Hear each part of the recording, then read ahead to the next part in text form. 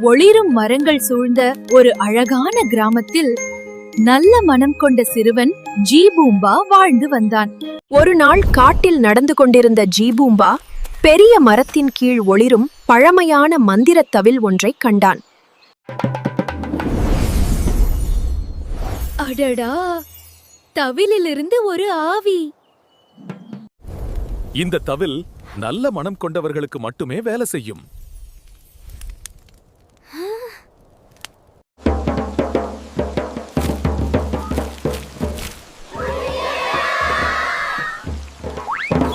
இந்த மந்திரம் வேலை செய்யவில்லை.